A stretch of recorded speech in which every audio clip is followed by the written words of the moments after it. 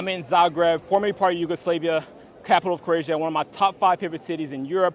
And one of the things that I had to be aware of when I first came here is understanding that there's a lot of regional tension in this Balkan area.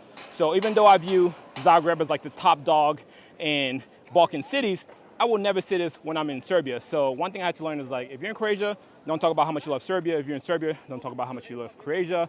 Same with other areas of the Balkans. So quick history lesson. You have the Kingdom of Yugoslavia, which started after World War I, but it was initially called the Kingdom of Serbs, Croats, and Slovenes. But as early as like 1922, they're like, nah, we need better branding. So initially people started calling it Yugoslavia, but it was officially called the Kingdom of Yugoslavia in 1929. But after the Second World War, it was reestablished as the Socialist Federal Republic of Yugoslavia. And it mainly consisted of 6 states. So you had Slovenia, you had Serbia, you had Croatia, you had Bosnia and Herzegovina, I never know how to say this. You had Montenegro, you had Macedonia, and of course there's some like other kind of autonomous regions like Kosovo and etc. But that was like under Serbia. But in 1980, the leader Josip Broz Tito passed away, and he was like the glue to everything. He was keeping everyone under the same umbrella happy through ethnic cooperation and socialism.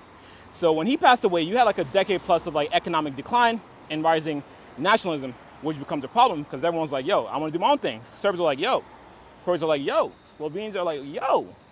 You know, everyone's like, yo, do we need to do this? The thing is, white men don't like to give up power easily. Everyone wants to carry the big stick. So you had a very nasty breakup. First, in 1991, Slovenia and Croatia sought their independence. You had very nasty wars in Bosnia in 1995. Then later in the 90s with Kosovo, things just got very nasty. Everyone had a toxic ex. So how's that relevant to today? So in certain parts of the Balkans and with certain age groups, you have to be a bit careful because the tension is still high. The 90s was not that far away. So you have people who were kids and maybe their parents fought in the war or they fought in the war. So you kind of have to be careful the way you talk about other regions when you're around here. It's like the other day I tried speaking Russian to a Ukrainian because I thought they were Russian. They're like, yo, don't speak Russian around me. I was like, yo, my bad. I didn't know, but I get it. Zagreb is such a beautiful city. If you ever get the chance to come here, make sure you come through.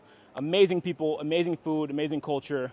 Walk around the city, enjoy it. It's honestly one of my favorite cities, and I hope you get the chance to see it too.